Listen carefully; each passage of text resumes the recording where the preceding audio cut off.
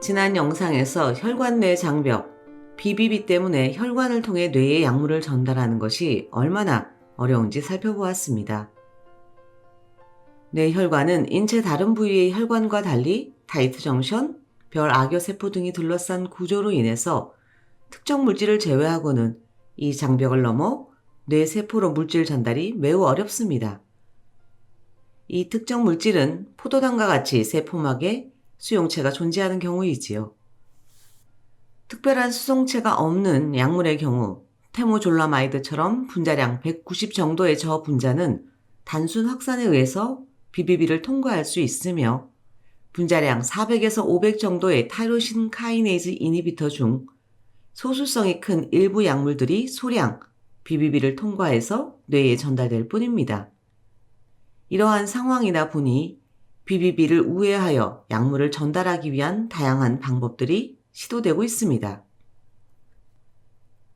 그림에서 보는 것처럼 흰색의 디스크 모양으로 생긴 것이 있습니다.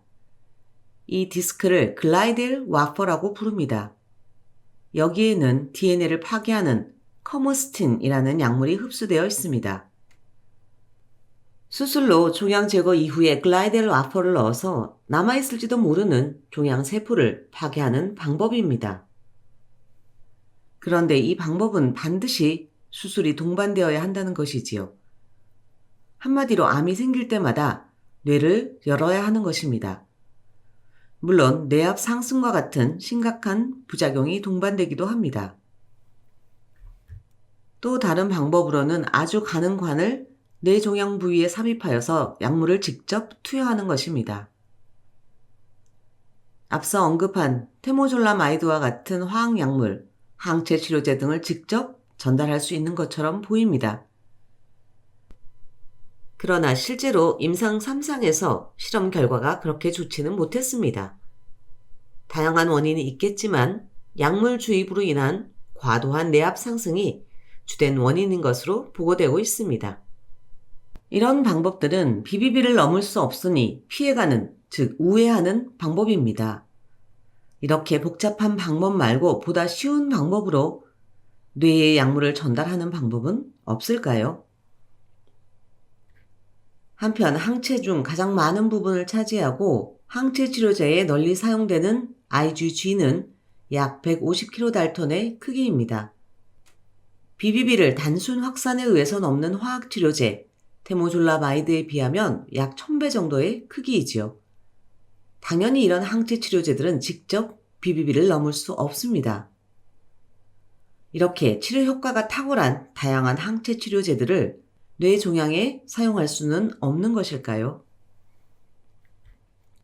지금 보는 이 연구자는 미국 콜롬비아 대학교의 리차드 엑셀 교수이며 오른쪽은 워싱턴 대학 암연구센터의 린다 벅 박사입니다. 2004년 노벨 생리의학상을 수상한 연구자들이지요. 이들의 연구 분야는 올팩토리 시스템입니다. 이들이 밝힌 올팩토리 시스템에 대해서 살펴보겠습니다. 올팩토리는 냄새를 맡는다는 의미를 가진 라틴어 올파세르에서 기원했습니다. 우리말로 번역하면 후각 시스템이 되겠지요. 우리는 코를 통해 숨을 쉬지요. 코 안에는 커다란 공간, 비강이 있습니다. 이 부분은 폐, 귀 등의 다른 기관과 직접 연결되어 있으며 동시에 뇌와도 연결되어 있습니다. 외부와 뇌를 연결하는 그 중심에 올팩토리 시스템, 후각 시스템이 있습니다. 이 올팩토리 시스템은 후각 수용체 세포, 후각 신경망울과 후각로로 구분할 수 있는데요. 이 구조를 조금 더 확대해 보겠습니다. 비강의 점막을 상피세포층이라고 하지요. 그 위에는 골격을 유지하기 위한 뼈, 그리고 그 위에 길쭉한 전구 모양처럼 생긴 후각 신경망울이 위치합니다. 그림에서 보면 상피세포층과 뼈를 관통하는 무수히 많은 후각 수용체 세포들이 존재하며 이 후각 수용체 세포들이 후각 신경망울에 존재하는 신경세포에 연결되어 있는 것을 볼 수 있습니다. 후각 수용체 세포의 세포막에는 냄새 분자들이 결합하는 수용체가 존재하는데요. 냄새 분자가 이 수용체에 결합하면 후각신경세포로 그리고 뇌로 신호가 전달되면서 우리가 특정한 냄새를 인식할 수 있게 되는 것입니다. 지금까지 올팩토리 시스템을 통한 후각 인지 기작에 대해서 간략히 살펴보았는데요. 이런 신호 전달을 하기 위한 올팩토리 시스템 경로에는 BBB라는 장벽이 없습니다. 물론 장벽이 있기는 합니다. 장벽이라고 하면 인체의 다른 부분에 존재하는 것과 동일한 세포층 그리고 세포막 정도입니다. 아니, 조금 더 엄밀하게 얘기하면 인체의 다른 부분보다 세포와 세포 사이 공간으로 인해서 더 빠르고 더 쉽게 물질 이동이 일어날 수 있습니다. 하나의 예를 들어 보겠습니다.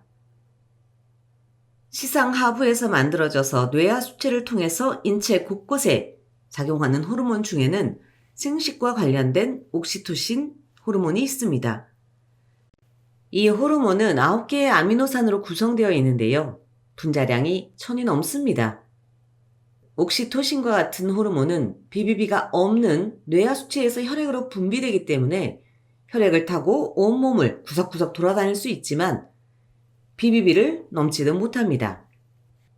혈액에다가 옥시토신을 투여한 이후에 뇌 앞쪽의 모세혈관을 확대해보면 BBB를 넘지 못한 옥시토신이 혈관 내에 갇혀 있는 것을 볼 수 있습니다. 그런데요, 비강을 통해서 옥시토신을 투여한 경우는 얘기가 다릅니다. 뇌 전체로 옥시토신이 이동할 수 있습니다.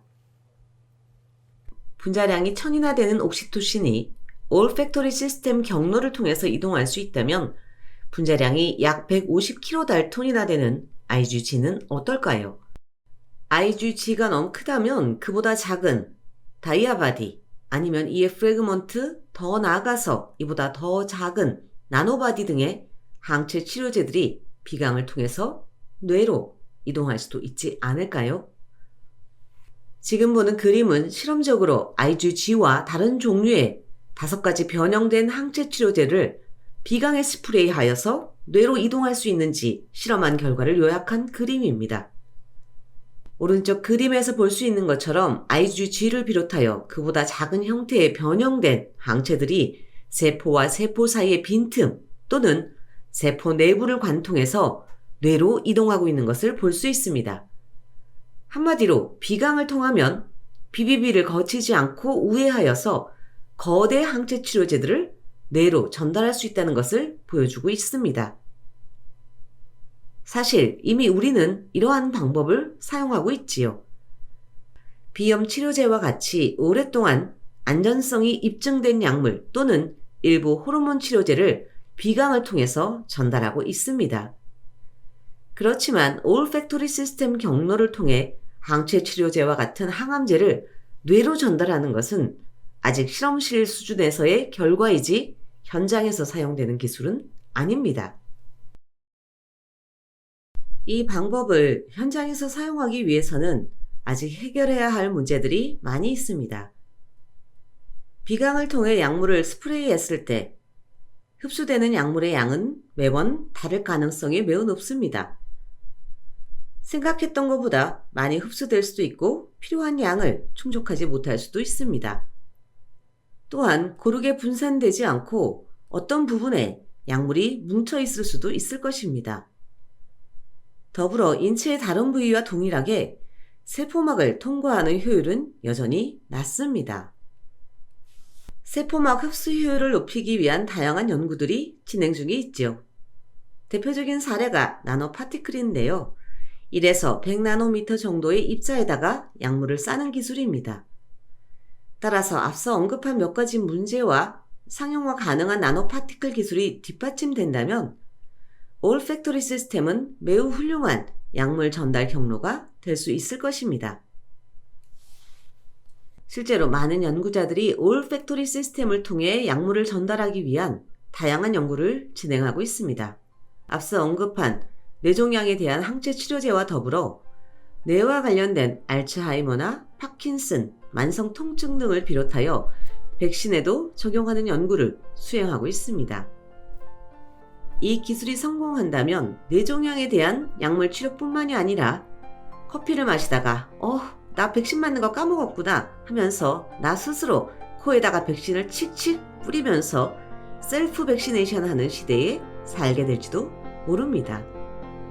지금까지 불량엄마 과학수다 뇌에 항체 치료제를 전달할 수 있을까? 였습니다. 안녕.